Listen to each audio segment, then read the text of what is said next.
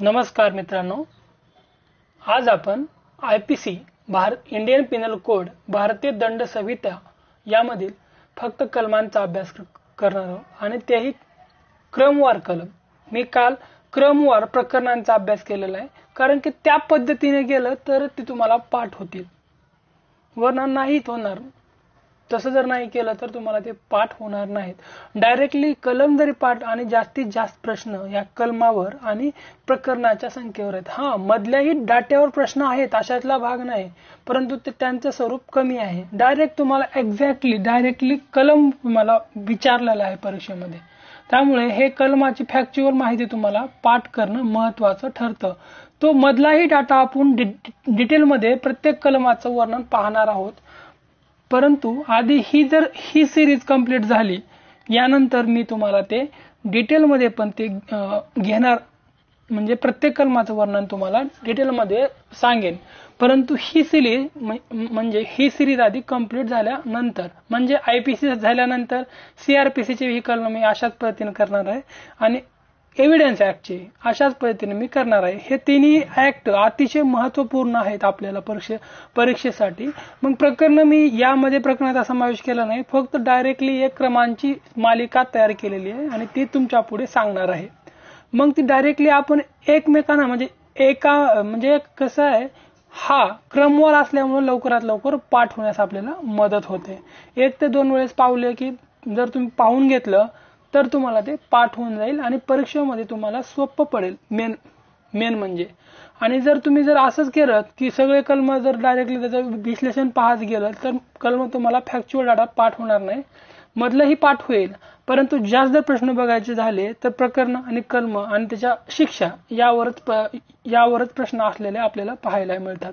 चला तर मग आपण हा टॉपिक ही करणार आहोत, आयपीसी भारतीय दंड संहिता आणि त्याची क्रमवार कलम।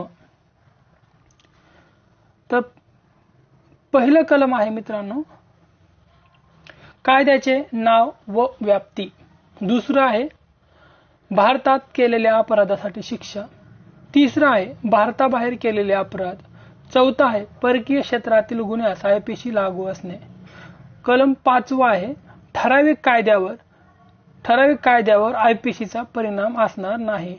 अशा पद्धतीची आता इथून पुढे दुसरं प्रकरण सुरू होतं, परंतु ते व्याख्या येतात। मग त्याची 52 पर्यंत, जवळपास 52 पर्यंत त्या व्याख्या देण्यात आलेल्या आहेत। मग त्या पण आपण क्रमवार पाहून घेऊया। कलम 6 संहितेतील व्याख्या लक्षात घेऊन वाचणे। कलम 7 स्पष्टीकरण शब्दप्रयोगाचा अर्थ। कलम 8 लिंग। कलम 9 वचन। कलम 10 पुरुष स्त्री। कलम 11 व्यक्ती किंवा इसम यांची व्याख्या आहे। कलम 12 जनता। कलम 13 राणी। कलम 14 शासनाचा सेवक। कलम 15 ब्रिटिश इंडिया। कलम 16 भारत सरकार। कलम 17 शासन। कलम 18 भारत। कलम 19 न्यायाधीश। कलम 20 न्यायालय। कलम 21 लोकसेवक। कलम 20 जंगम मालमत्ता। कलम 21 लाभ किंवा गैरलाभ किंवा गैरहानी। कलम 24 प्रामाणिकपणे। कलम 25 कपटीपणाने। कलम 26 समजण्यास कारण। कलम 27 पत्नी, कारकून किंवा नोकराच्या ताब्यातील मालमत्ता संबंधी। त्यानंतर कलम 28 नकलीकरण किंवा बनावट। कलम 29 दस्तऐवज। कलम 29A इलेक्ट्रॉनिक अभिलेख। हे जे काही कलम आहे 17 ऑक्टोबर 2000 या वर्षी आयपीसी मध्ये ऍड करण्यात आलेला आहे। कलम 30 मौल्यवान रोखा। कलम 31 मृत्यूपत्र। कलम 32 कृती। कलम 33 कृती किंवा अकृती करणे। कलम 34 समान उद्देश साध्य करण्यासाठी अधिक व्यक्तीने केलेली कृती। कलम 34। कलम 35 अशी कृती गुन्हेगारी जाणीवेने केली जाते तेव्हा। कलम 36 अनुशता कृतीद्वारे आणि अंशतः आकृतीद्वारे घडून आणलेला परिणाम म्हणजे कलम 36 मध्ये या संबंधी माहिती दिलेली आहे. कलम 37 अपराधास घटकभूत असलेल्या निरनिराळ्या कृतीपैकी एक कृती करून सहाय्य करणे. कलम 38 गुन्हेगारी कृतीत संबंधित निरनिराळ्या अपराधाबद्दल दोषी असू शकतात. कलम 39 इच्छापूर्वक, कलम 40 अपराध, कलम 41 विशेष अधिकार, कलम 42 स्थानिक कायदा, कलम 43 अवैध, कलम 44 क्षती किंवा नुकसान, कलम 45 जीवित, कलम 46 मृत्यू, कलम 47 प्राणी, कलम 48 जलयान किंवा जलपान, जलयानच आहे मित्रांनो, जलपान झालेलं. त्यानंतर कलम 49 वर्ष व महिना, कलम 51, कलम 50 मध्ये कलम या शब्दाची व्याख्या दिलेली आहे. कन्फ्युज होचाल तुम्ही. कलम 50 मध्ये कलम या शब्दाची व्याख्या म्हणजे कलम कोणाला म्हणायचं असं. त्यानंतर कलम 51 शपथ. त्यानंतर कलम 52 सद्भाव म्हणजे काय त्याची व्याख्या दिलेली आहे. कलम 52A आसरा देणे, हेही कलम 14 फेब्रुवारी 1942 रोजी यामध्ये ऍड करण्यात आलं. कलम 53 शिक्षा. यानंतर आहे मित्रांनो कलम 53A काळे पाणी या निर्देशकाचा अर्थ लावणे. 1 जानेवारी 1956 मध्ये हे कलम ऍड करण्यात आले. कलम 54 मृत्यूची शिक्षा सौम्य करणे. कलम 55 आजीवन कारावासाची शिक्षा सौम्य करणे. कलम 55A योग्य ते शासन किंवा अनुचित शासन, हे कलम 1950 मध्ये ऍड करण्यात आलं. 55A. कलम 56 युरोपियन व अमेरिकन यांची शिक्षा वगळणे. कलम 57 शिक्षेच्या मुदतीचे अंश. कलम 58 काळ्या पाण्याची शिक्षा वगैरे. कलम 59 कारावासात ऐवजी काळे पाणी, कारावास ऐवजी काळे पाणी हा शब्द वगळले. कलम 60 शिक्षा पूर्णता किंवा अंशता किंवा साधी. कलम 61 मालमत्तेच्या जप्तीचा आदेश, हेही कलम रद्द करण्यात आलेला आहे. कलम 62 मृत्यूची काळे पाणी शिक्षा व मालमत्ता जप्ती, हेही कलम रद्द करण्यात आले. कलम 63 द्रव्यदंडाची शिक्षा. कलम 64 दंड न भरल्यास कारावासाची शिक्षा. कलम 65 रुपये दंड न भरल्यास कारावासाच्या शिक्षेचा पर्याय खुला. कलम 66 द्रव्यदंड न भरल्यास कोणत्या वर्णनाचा कारावास करायचा. कलम 67 फक्त दंडाची शिक्षा असलेला अपराध जेव्हा दंड भरला नाही तर त्यावेळेस किती कारावास होणार. कलम 68 द्रव्यदंड भरताच कारावास समाप्त होणे. कलम 69 द्रव्यदंडाचा प्रमाणशील हिस्सा भरल्यास कारावासाची शिक्षा समाप्त होते. कलम 59. कलम 70 6 वर्षाच्या आत दंड वसुली किंवा मृत्यूमुळे मालमत्ता मुक्ती नाही. 6 वर्षाच्या आत किंवा दंड वसुलीमुळे किंवा मृत्यूमुळे मालमत्ता मुक्त नाही. कलम 71 अनेक अपराध मिळून बनलेल्या अपराधाबद्दल शिक्षेची मर्यादा. कलम 72 अनेक अपराधापैकी एखादा अपराधाबद्दल दोषी असल्यास किंवा शंकास्पद असल्यास. कलम 73 एकांत बंदिवास. कलम 74 एकांत बंदिवासाची मुदत. कलम 75 प्रकरण 12 किंवा प्रकरण 17 या खालील पूर्व दोष सिद्ध असताना वाढीव शिक्षा.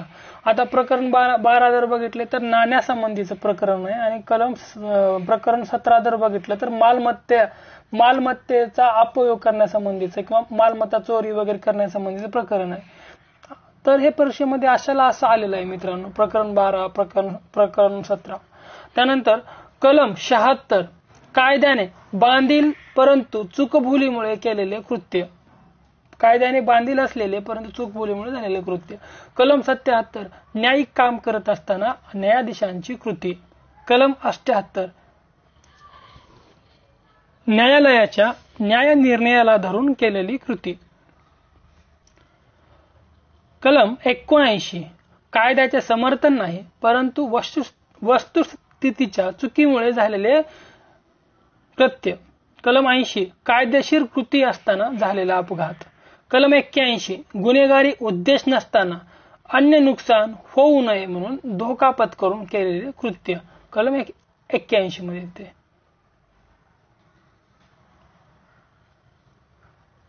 कलम 82 7 वर्ष वयाखालील बालकाची कृती. कलम 83 7 वर्ष वरील व 12 वर्षाखालील अपरिपक्व समजूत शक्ती असलेल्या बालकाची कृती. कलम 84 मनोविकल व्यक्तीची कृती. कलम 85 स्वतःच्या इच्छेविरुद्ध नशा चढल्यामुळे निर्णय घेण्यास असमर्थ असलेल्या व्यक्तीची कृती. कलम 86 यामध्ये विशिष्ट उद्देश किंवा जाणीव आवश्यक असते असा अपराध नशा चढलेल्या व्यक्तीने केल्यास. कलम 87 जिच्यामुळे मृत्यू किंवा जबर दुखापत घडून यावी असा उद्देश नसतो व संभव नसतो अशा संमतीने केलेली कृती.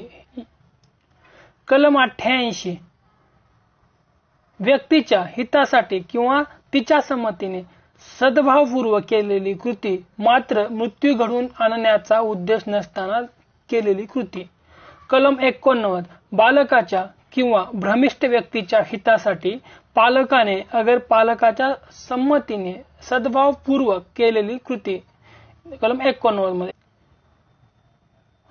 कलम 90 संमती भयापोटी गैरसमजापोटी भ्रमिष्ठ व्यक्तीची किंवा बालकाची संमती. कलम 91 अपाय होणारे स्वतंत्र गुन्हे अपवाद होतात. कलम 92 सद्भावपूर्वक व्यक्तीच्या हितासाठी संमतीशिवाय केलेली कृती. कलम 93 सद्भावपूर्वक केलेले निवेदन. कलम 94 धमक्याद्वारे सक्ती करून कृती करावयास लावणे अशी कृती. कलम 95 अल्पसा अपाय करणारी कृती. कलम 96 खाजगीरित्या बचाव करण्याच्या ओघात केलेली कृती. कलम 97 शरीराचा व मालमत्तेचा खाजगीरित्या बचाव करण्याचा हक्क. कलम 98 मनोविकार इत्यादीपासून खाजगीरित्या मालमत्तेचा बचाव करणे. कलम 99 ज्यापासून खाजगीरित्या बचाव करण्याचा हक्क नाही त्या कृती. कलम 100 शरीराचा खाजगीरित्या बचाव करण्याचा हक्क मृत्यू घडवून आणण्या इतपत किंवा व्यापक असतो. तर मित्रांनो हे जे काही आहेत आयपीसी मध्ये 553 कलमापेक्षाही जास्त कलम आपल्याला पाहायला मिळतात. परंतु हा झाला पहिला भाग, म्हणजे कलम सांगण्यासाठी तेवढा वेळ लागला. परंतु सर्व कलम आपल्याला ऐकायचे आहेत. परत परत ऐकल्यामुळे कसं तर आपल्या मनावरही बिंबवली जातील आणि परीक्षेमध्ये तुम्हाला त्याचं उत्तर येऊन जाईल. यासाठीच हा सर्व प्रयत्न आहे. यानंतर भाग 2 भाग 3 असेही टॉपिक मी म्हणजे रिकव्हर करणार आहे. हा टॉपिक हा 100 कलमांचा होता आणि ही 100 कलम पाठ करण्यासाठी अतिशय सोप्या पद्धतीने मी तुम्हाला सांगण्याचा प्रयत्न केलेला आहे. तर तुम्ही ती पाठ करावीत आणि परीक्षेमध्ये ते तुम्हाला नक्कीच आठवतील या पद्धतीने गेलात तर. नाहीतर मग आयपीसी म्हणल्यानंतर खूप मोठं बुक आहे मित्रांनो, ते पाठ करणं शक्य नाही. कारण की आणि परीक्षा ओरिएंटेड जायचे आपल्याला, यामध्ये पीएचडी करायची नाही तर परीक्षा ओरिएंटेड जायचे म्हणून आपण हे करत आहोत. कारण परीक्षेला विचार तेवढं जरी केलं आपण तरी आपल्याला चांगले मार्क पडू शकतात आणि तेच महत्वाचं आहे. तर माझ्या चॅनलला तुम्ही सबस्क्राईब वगैरे करून घ्या.